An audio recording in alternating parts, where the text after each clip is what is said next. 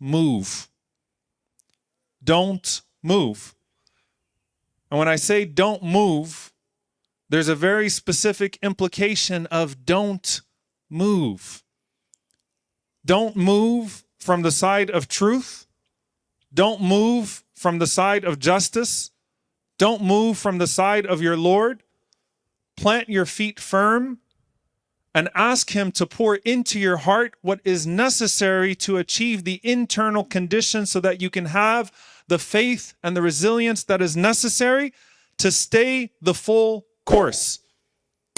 I want you to appreciate in this encampment that we are in right now, and in this place where so many of you have courageously come, and many are taking to the lawns across the country, and hopefully soon across the world of university campuses, that what makes this so significant is not just the cause, but also the fact that we are not memorializing something of the past.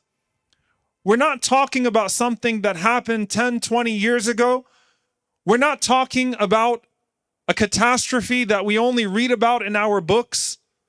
We're not talking about people that have long gone before us. We're not even talking about 2 weeks ago. In the very moment that you are camped out on this lawn, there are camps throughout Gaza, specifically Rafah right now, where millions of people facing the worst forms of brutality that we have ever seen play out on our screens are planting their feet firm in the ground despite all of the psychological and physical and mental torture and saying, we will not move. And it bewilders the enemy. Why are these people so stubborn? Why won't they just cross over? Why not just make space for them and send them elsewhere? And we have made their lives a living hell in Gaza, so they should all want to leave. It's all counterintuitive.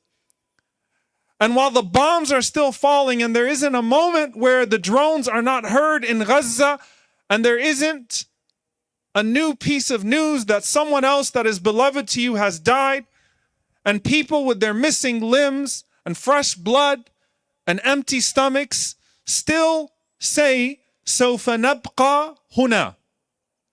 We will stay. We will rebuild. Try talking to people in Gaza and telling them that, well, the infrastructure is destroyed. The entirety of Gaza is gone. This genocide is complete. The water is gone. The food is gone. What was left of your homes is gone. Your family is gone.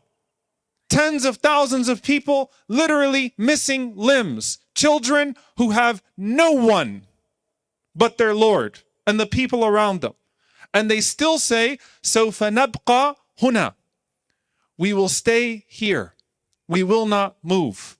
سوف نبقى هنا كي يزول الألم. We will stay here until the pain goes away. سوف نحيا هنا. We will live here. سوف يحلو النغم. Things will change. The song will change. The mood will change. Whether it takes 10 years or 20 years or 30 years, we have a responsibility. We will not move. One of the doctors that went to Gaza came back with this. And it's dated, a piece of Gaza. And it reads, من غزة مع الحب رغم الألم. With love despite the pain. With love despite the pain, here we will stay.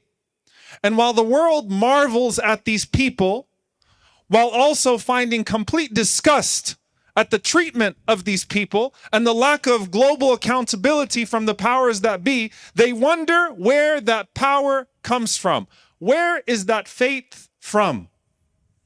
And in the Quran, we have this constant notion of feet that are planted firm.